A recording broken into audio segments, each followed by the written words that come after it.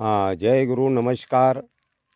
मी बबलू संतोष गाडवे, बागीमारी, तालुका पारसनी, जिल्हा नागपूर। आपण एका एका शब्दावर चिंतन करत असतो। आपण मन, व्यसन आणि चिंता या तीन शब्दावर ते चिंतन केलेलं आहे। आता आपण राग या शब्दावर ते चिंतन करू। राग दोन प्रकारचे असतात। आज एक असते शरीरातील राग आणि दुसरा असतो संगीतातील राग। आता शरीरातील राग म्हणजे क्रोध, संताप, रोष असे हे जे काय आपल्याला एकदम वाईट वाटणे ही याला म्हणतात शरीरातील राग। आणि संगीतातील राग असतं की राग हेमन झालं, कल्याण त्यालाच म्हणतात, भैरव राग झालं, तसे अनेक राग संगीतात आहे।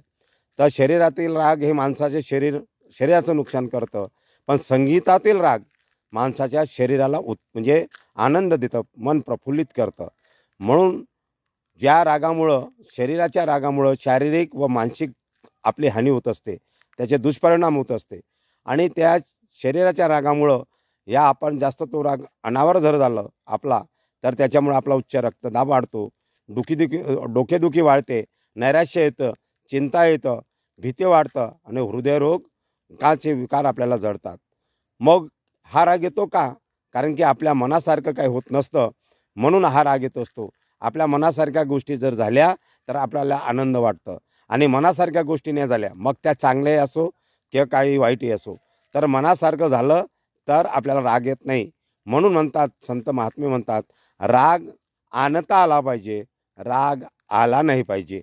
राग आणला की तो आपल्याला त्याचं निवारण करता येते, परंतु राग आला तर तो क्रोध घेऊन जर राग आला तर त्याच्यामुळं विनाश होतो, आपल्या शरीराचाही विनाश होतो, संबंध तुटतात, अनेक गोष्टी होतात।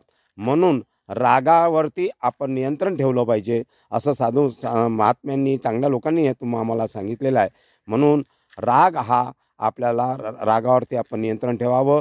राग हा आणता आला पाहिजे, आला नाही पाहिजे। म्हणजे आलेला जो राग येतो, आतून आलेला राग हा नुकसानदायक असतो, आणि आपण जाणून बुजून राग आणला आणि तो आणून रागाचा वापर जर केला तर त्याचं नियंत्रण आपल्या हातात असतं।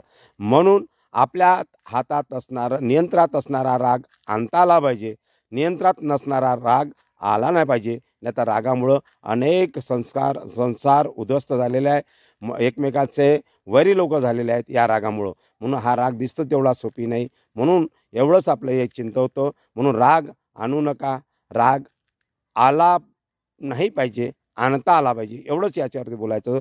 जय गुरुदेव, जय धन्यवाद। मी बबलू गाडवे, भागीमारी, तालुका पारसनी, जिल्हा नागपूर। जय गुरुदेव, जय गुरुदेव, धन्यवाद। अशा या निसर्गामध्ये आपण एक चिंतन घेऊन येत असतो। जय गुरुदेव, जय गुरुदेव, धन्यवाद।